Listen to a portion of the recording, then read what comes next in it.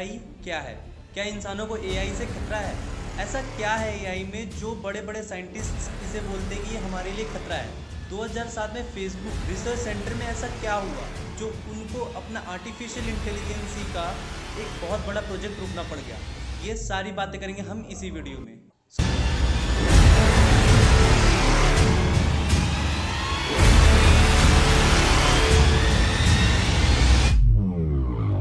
तो सबसे पहले एआई क्या है? एआई का फुल फॉर्म होता है आर्टिफिशियल इंटेलिजेंसी। एआई एक ऐसी इंटेलिजेंसी है जिसमें मशीन्स को इस तरह प्रोग्राम किया जाता है ताकि वो नॉर्मल इंसानों की तरह बात कर सके, बिहेव कर सके और नॉर्मली सारी बात इंसानों की समझ सके। नॉर्मल ह्यूमंस की तरह वो सोच समझकर डिसीजंस ले सकें और नॉर्मल ह्यूमंस की तरह काम भी कर सकें। अभी नॉर्मल लाइफ में हम थोड़े एआई के यूजेस नॉर्मली करते हैं, जैसे कि श्री, एलेक्सा और भी इंटरनेट पे बहुत सारे जैसे कस्टमर केयर चैटबॉट्स होते हैं, वो भी सारे आर्टिफिशियल इंटेलिजेंसी के एक पार्ट होते हैं। जैसे कि अभी कार्स आ चुकी हैं, कार्स में काफ़ी सारी चीज़ें होती हैं जो ऑटोमेटिक होती हैं, वो भी एआई से ही बनती हैं। पर आने वाले वक्त पे एआई पूरी दुनिया में एक ऐसे अमाउंट पे आ जाएगा जिस पे सेल्फ ड्राइविंग कार्स से लेकर बड़े बड़े रोबोट्स, यानी कि आपको कोई काम नहीं करना पड़ेगा, सारा काम रोबोट्स और मशीन्स ही कर लेंगे। कुछ भी ऐसा नहीं रहेगा जहाँ पे एआई इन्वॉल्व नहीं रहेंगे। एआई के इन्वेंशंस है जो हमारे सारे एफर्ट्स होंगे, जो हमारे सारे प्रेशर्स होते हैं, जैसे बहुत सारे काम ऐसे होते हैं जो इंसानों को करने में बहुत ज़्यादा दिक्कत होती है, वो आर्टिफिशियल इंटेलिजेंसी बहुत ही आराम से और बहुत ही कम समय में कर लेगी।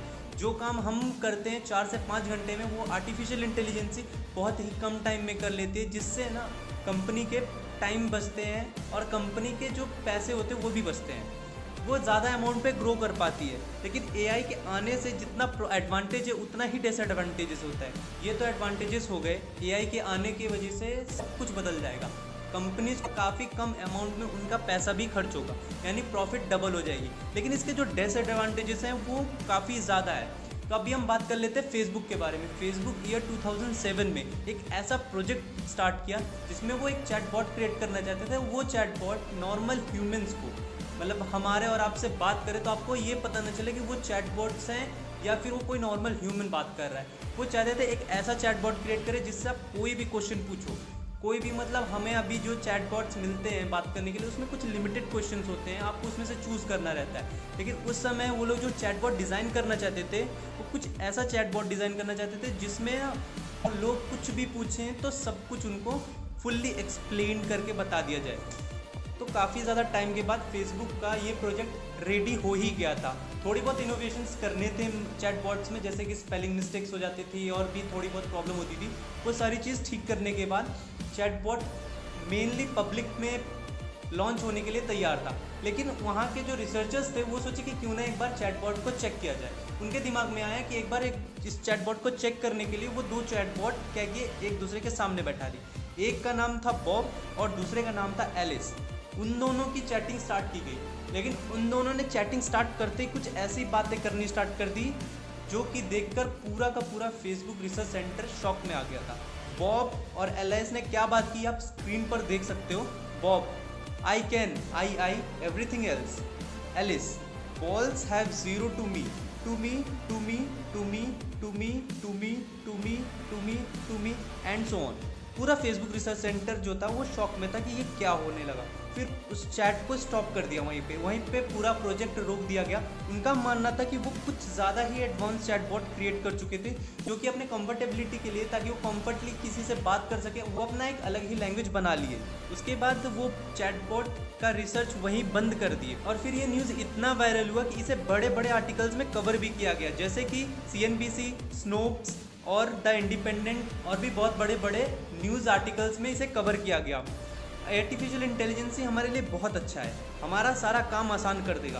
पर कुछ क्लिप्स लीक होने के बाद लोगों को ये डर फैल गया कि क्या सच में आर्टिफिशियल इंटेलिजेंसी हमारे लिए सेफ़ है? क्या आर्टिफिशियल इंटेलिजेंसी से हमें कोई खतरा तो नहीं है? क्या नोबिता और डोरेमोन की कहानी जो दिखाई गई है वो सच तो नहीं हो जाएगी? क्या ऐसा तो नहीं होगा कि हमें सच में इंसानों को अपने जीने के लिए मशीनों से लड़ना पड़ेगा? क्या ऐसा तो नहीं हो जाएगा कि इंसान जो है वो मशीन के अंडर में काम करेंगे?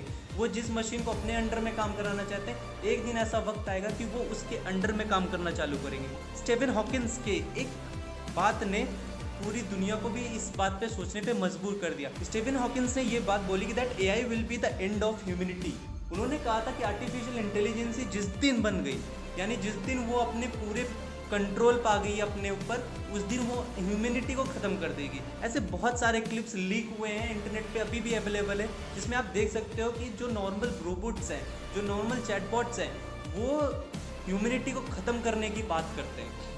इलॉन मस्क, जो कि आर्टिफिशियल इंटेलिजेंसी के किंग माने जाते हैं, वो भी ये बात बोल चुके हैं कि अगर आर्टिफिशियल इंटेलिजेंसी पे ह्यूमंस का कंट्रोल रहा तब तक तो ठीक है, लेकिन जिस दिन वो कंट्रोल छूटा उस दिन इस वर्ल्ड पे आर्टिफिशियल इंटेलिजेंसी का ही राज होगा। आर्टिफिशियल इंटेलिजेंसी से इतना मतलब हमें खतरा हो सकता है कि इसके लिए एक स्पेशल विकीपीडिया पेज बना दिया गया है गूगल पे, जो कि है एआई टेक ओवर के नाम से। आप इस विकीपीडिया पे जाके साफ पढ़ सकते हो कि इसमें क्या सारी डिटेल्स लिखी हुई है। एआई हमारे लिए जितना ही अच्छा है उतना ही खतरनाक है। अभी आने वाले 10-15 सालों में तो ऐसा कुछ नहीं होने वाला, लेकिन आगे आने वाले समय में अगर हमने एआई पे कंट्रोल नहीं पाया तो शायद हमें उससे खतरा हो सकता है।